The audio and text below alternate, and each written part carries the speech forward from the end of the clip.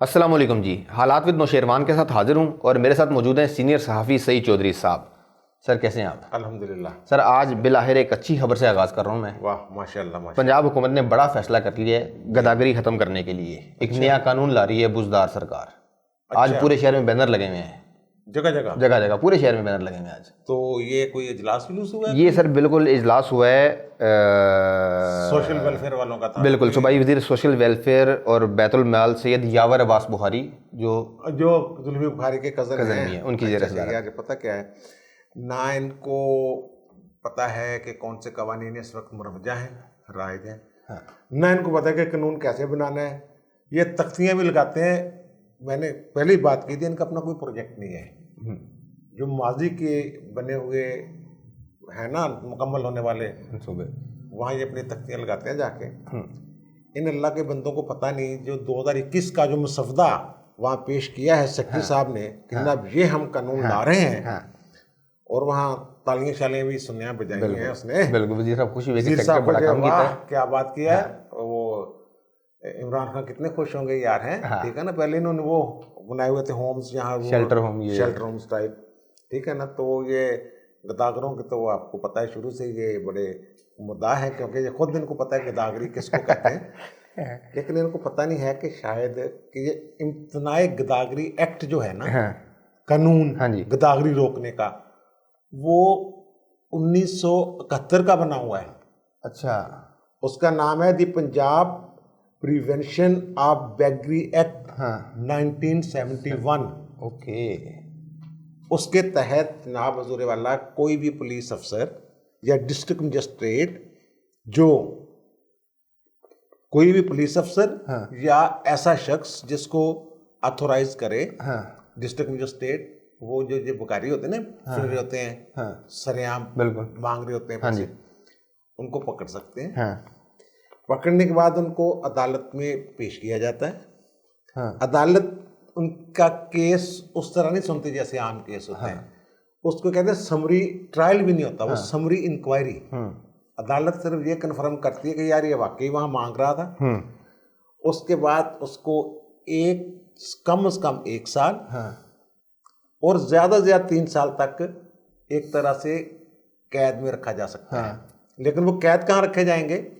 इस कानून के तहत ये नहीं होते ये टैप्टा वाले और वो हुनरमंद प्रोग्राम होते हैं सरकार के, कि जहाँ लोगों को हुनरमंद बनाया जाता है। हाँ जी। तो इनको पकड़ के वो स्पेशल कार होते हैं जो या अदारे होते हैं सरकारी, उनको वर्क हाउस का नाम दिया गया है और स्पेशल होम्स। वहाँ इनको हुनर सिखाने के लिए सरकारी इदारों में वहाँ 1 से 3 साल तक कैद, बाहर नहीं निकल सकते। बिल्कुल वहाँ वो काम करेंगे।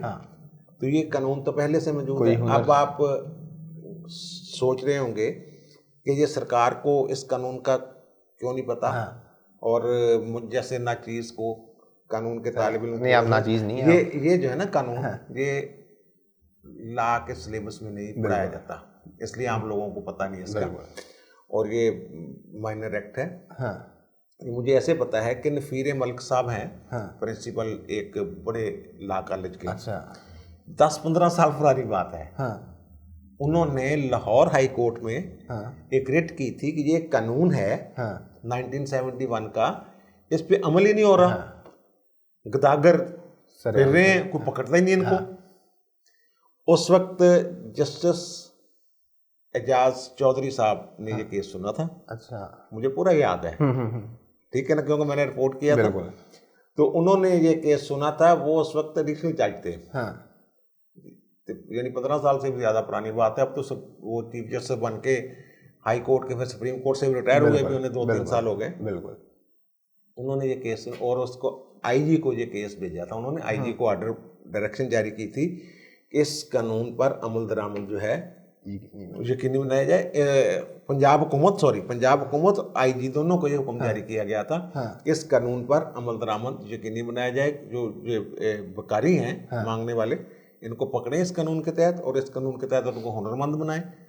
इस कानून का एक तकाजा ये भी था, इनको ना कोई हुनर शुनर सिखा के कोई रोजगार का इनका वसीला बना दिया जाए। वो कानून पहले से मौजूद है। ठीक है ना, क्योंकि ये एक तरह से ऐसा कानून है जिसका आम लोगों को पता भी नहीं है।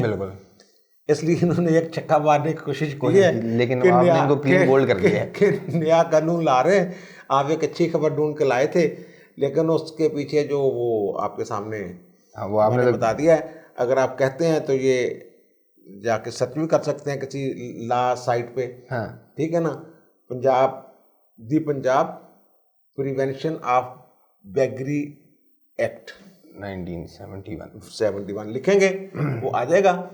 तो वो उसके 5-7 सफ़े पढ़ लें, हाँ ठीक है ना, आपको पता चल जाएगा सर, कि जिस क्या तरह न्याय ला रहे हैं। आपने यावर बुखारी साहब की मेहनत ज़ाया कर दी है, इस तरह ही इमरान खान साहब की मेहनत भी ज़ाया होगी।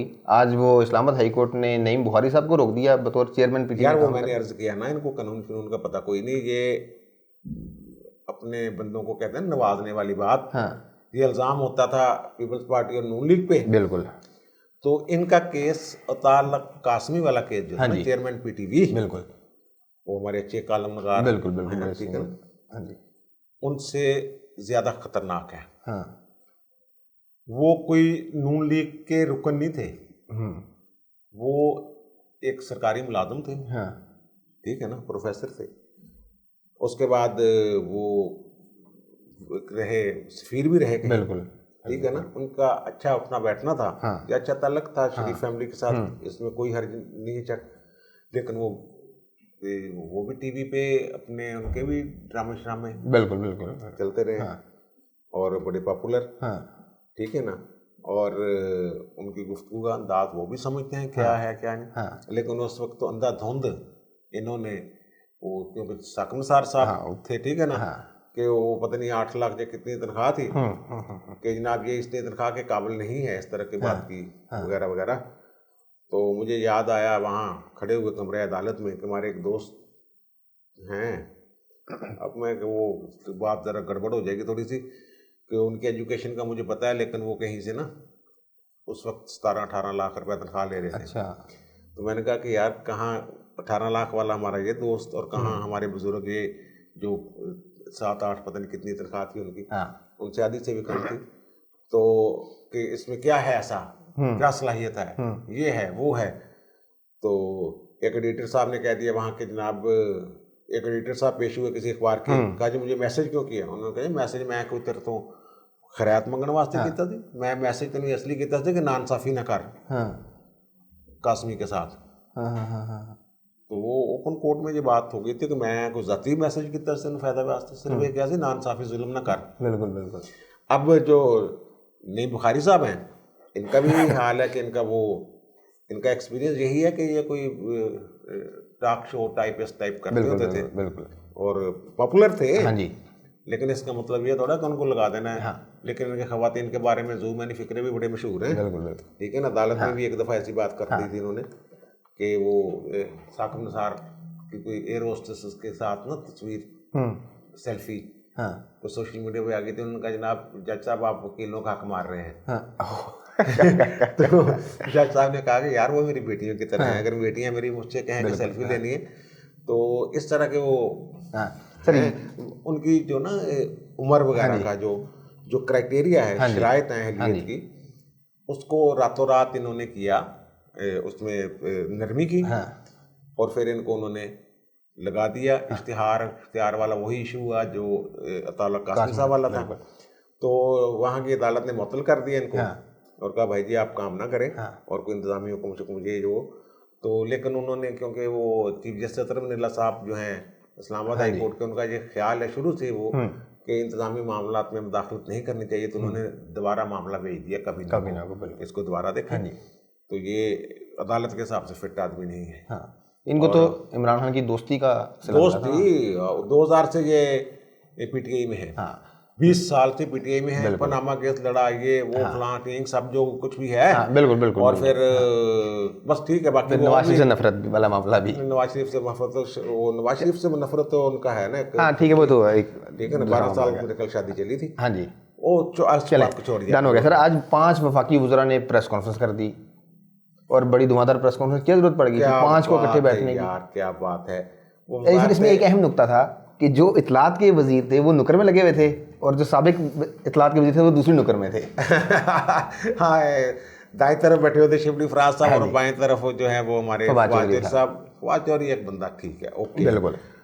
और वो असल में ये है ना, शेख रशीद साहब वो आके फौरी तौर पे जंप करके बैठ गए ना, कि जनाब वो उनका ख्याल था कि शायद क्योंकि वजारत दाखिला से मुतल्लिका प्रेस कॉन्फ्रेंस है, तो इसलिए और भाई वाकियों को लाने की क्या ज़रूरत थी। 5 बंदे एक मौजू पे, और इतनी बदनज़मी। ये वजारत इत्तलात के किसी दफ्तर में था, पीछे लिखा हुआ था, पता नहीं कौन सी, MOI, मिनिस्ट्री ऑफ इंफॉर्मेशन। उनके सामने माइक पड़े हुए हैं, और माइक कोई ऐसा माइक नहीं जिससे बाकी लोग भी सुने, ठीक है ना, तो वो जो मीडिया के माइक हैं। बिल्कुल। और अच्छा, वो शिवली फराज साहब भी कुछ कहना चाहते हैं। शिवली फराज वहाँ से खड़ा होके ऐसे करके मुंह करके ऐसे जैसे वो होता है। हाँ जी। और फवाद चौधरी भी 2 फिक्रे बोल रहा है इधर से मुंह ऐसे करके। फरोग नसीम साहब साथ बैठे हुए थे, तो परवेज खटक साहब भी इधर साथ बैठे हुए थे, तो ऐसे करके वो हुई है। ये दरअसल में मसला ये है कि ये घबराहट की निशानी है। अब जी वजीरे जो आपके हैं शेख रशीद साहब, दाखिला वज़ीर दाखिला, हाँ जी, ठीक है, उन अकेले का शोबा था। और बाकी मदद के लिए उन्होंने 4-5 वजीर उठाए हुए थे। ये कोई जंग पे जा रहे थे, कंसिस्टेंस शो करनी है कि ना भी हम वजीर जो हैं, तो मेरे ख्याल 5-6 वजीर हैं, बाकी तो सारे मशीर मशहूर ही हैं। बिल्कुल बिल्कुल, ठीक है ना, वजीर भी थोड़े से ठीक है ना। इन्होंने कहा मशीर कोई नहीं होगा, चाहे वजीर ही बैठे। तो वहाँ असल में ये देखना, इस प्रेस कॉन्फ्रेंस की ज़रूरत क्यों पड़ी। एक तो ये मैंने ये कहा है कि घबराहट, और इमरान खान को खौफ है कि शायद उनके साथ कुछ हाथ हो रहा है, उनकी कोई मदद नहीं हो रही होगी, या हो रही कहीं से, कोई इशारे शुरे ऐसे हैं ना। हाँ जी, हाँ जी, हाँ जी। तो दूसरा ये है कि एकदम जंप मारा है इन्होंने, कूदे हैं मैदान में इसराइल के इशू पे। मौलाना ने ऐलान किया हुआ है कि 21 जनवरी को कराची में इसराइल मुखालिफ जो है वो रैली निकाली जाएगी। इसराइल को हमने तस्लीम ही नहीं किया हुआ, नाम नहाद इसराइल है, ठीक है ना, हमारे कागजों में इसराइल नाम का दुनिया में कोई मुल्क है ही नहीं।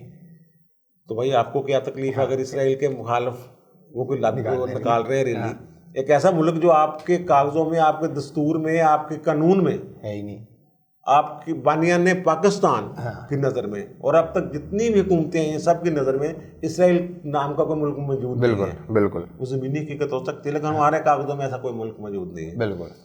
उसकी मुखालफत में रैली निकली, आप क्यों आए हैं भाई कूद के। तो मौलाना साहब जो कह रहे हैं कि यहूदी लाबी ये वो, तो आप किसको डिफेंड करने आ गए यार, कुछ सोच के। और फिर दूसरा उन्होंने बाकी वो गोंगलों से मिट्टी मिट्टी जारी है कि जनाब PDM ये ना करे, वो ना करे, फलाना फलाना, तो हम हमारे साथ आए, हमने कमेटी बना दी थी, ये कर दिया था, वो कर दिया था। और वो जो नवाज शरीफ इमरान खान की PTI वाले वो फंड वहाँ को सबूत लेके आए, तो उसके भी सबूत लेके आए वगैरह वगैरह, वो तो सारी ऐसी की है। लेकिन हैरत की बात यह है कि 5-7 वजीर जो है, एक वजीर की जगह वो काम ऐसे मेरे ख्याल वाकई काम कर रहे होंगे कि एक वजीर कहते जी वो एक बंदे से कल्ले बंदे का काम नहीं, 5 जान के थे काम। सर वो असल में ये इनको इतनी बेचैनी इसलिए है क्योंकि कल भी तर्जमानों का एक इजलास था, उसमें कुछ वज़रा भी शामिल होते हैं तर्जमानों के इजलास में। वो सुना है, वो खबर मैंने पढ़ी है किसी अखबार में। हाँ जी, फैसल वाडा की सुना क्लास हुई है वहाँ से। हाँ, उन्होंने वो पता क्या, जी, वो फैसल वाडा वही है ना जिन्होंने बूट रख लिया था बिल्कुल पे, समा के प्रोग्राम में था नहीं, एयर काशिफ अब्बासी के प्रोग्राम में। हाँ लो, काशिफ अब्बासी, ठीक है ना, उनके प्रोग्राम में उन्होंने रख दिया था। हाँ जी, वो समय में भी कुछ ऐसा उन्होंने कहा था, लेकिन वो वहाँ भी वहाँ तो बाकायदा बूट लेके आया। बूट लेके मतलब ये है कि वो बूट अच्छी पॉलिश चमक रहा था, इसका मतलब कि बूट पॉलिश करने का उनको है। तो ये कि काफ़ी दिनों से ये बात चल रही थी कि वो कह रहे हैं भाई कुछ कारकर्दगी दिखाओ, आपके जो MNA MPs हैं वो अवाम को जवाब दे हैं। हाँ जी, लेकिन आपने सारा काम हमारे खाते में डाला हुआ है। एस्टैब्लिशमेंट कह रही थी ना, तो सारा इल्ज़ाम हम पे आ जाता है कि आप किसको लेके आगे हैं, तो कुछ करके भी दिखाओ। तो कल परसों भी कैबिनेट के इजलास में भी जाने डालियाँ कर दे, कुछ नहीं थी ये थी वो।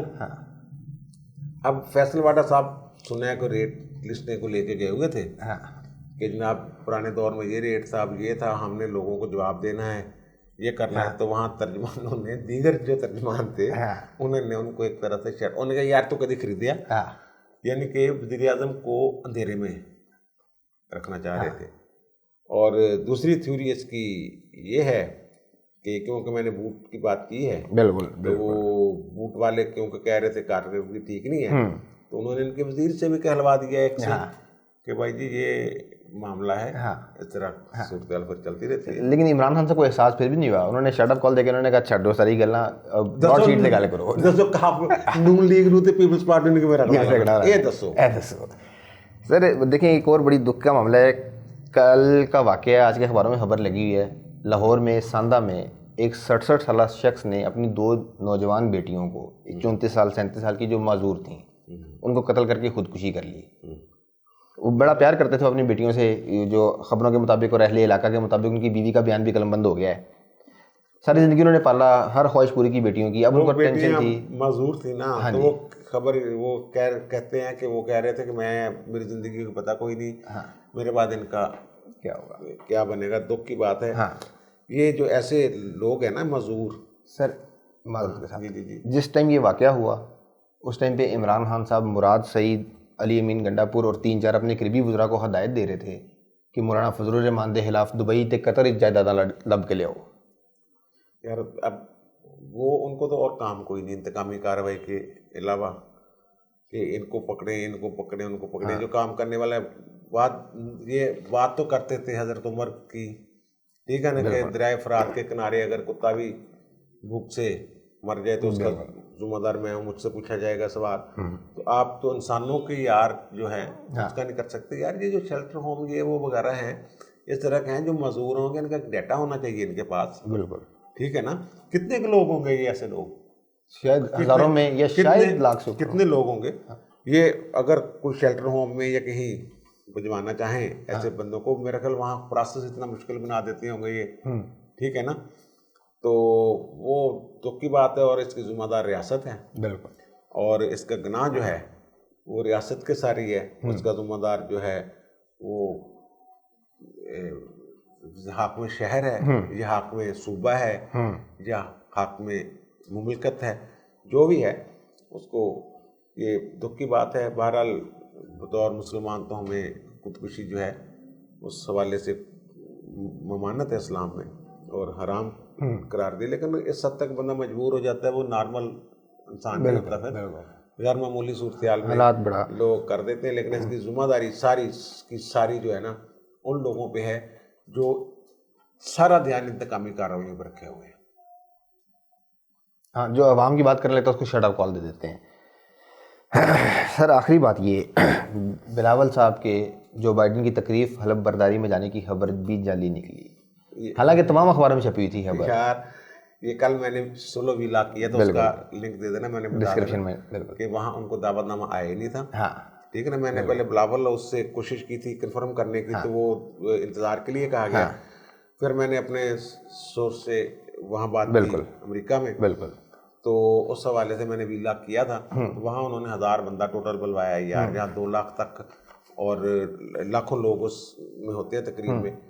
तो अगर के इनके तल्कात नई हुकूमत से अच्छे होंगे, जैसे कल हमने कहा जो बाइडन नायब सदर था और जरदारी साहब सदर थे, और हसैन हक्कानी साहब भी उसी थिंक टैंक में थे जिसमें जो बाइडन हेड कर रहे थे, जिसको इनका तल्कात तो ठीक है, लेकिन वो बुलाया खिलाया किसी को नहीं उन्होंने, ठीक है ना।